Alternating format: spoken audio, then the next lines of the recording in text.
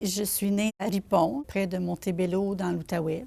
Après mon secondaire, j'ai déménagé à Montréal, toute seule, chez ma sœur.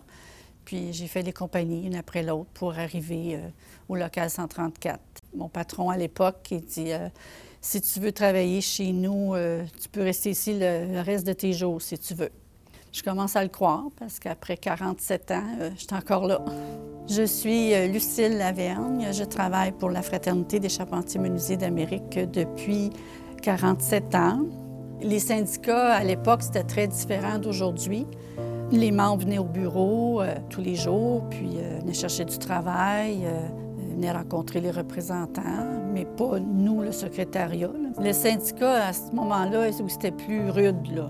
Le travailleur, il arrivait au bureau, coup de poing sur le comptoir, puis c'était le langage aussi qui va avec. Je veux une job tout de suite, puis tu vas m'en donner une. Puis on n'avait pas de contact direct avec les travailleurs parce qu'on était une femme, alors on ne pouvait pas leur répondre.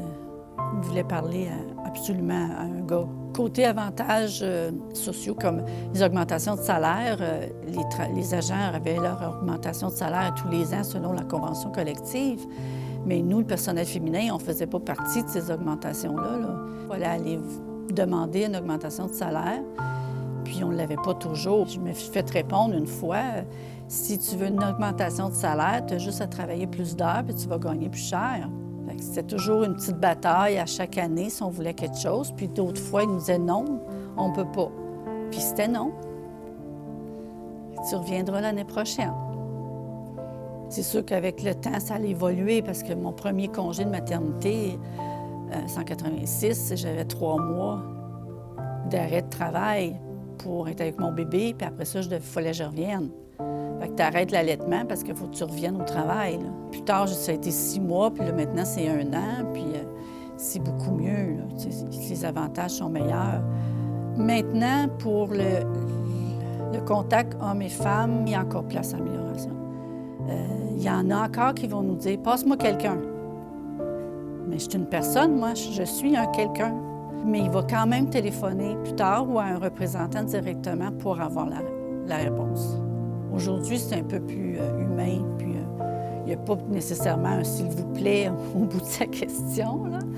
Mais c'est beaucoup moins que dans le passé. Le monde a évolué aussi, là. Je dirais aux dames de foncer, de ne pas lâcher. La femme, elle a sa place dans n'importe quel métier ou n'importe quelle profession. Puis pour les hommes, je dirais aussi pour les femmes qui arrivent sur leur chantier, laissez-les tout simplement travailler. Regardez ce qu'ils sont capables de faire, puis laissez-les travailler. Puis travailler en équipe, travailler ensemble. Puis ça donne toujours un meilleur résultat. Ensemble, c'est ensemble.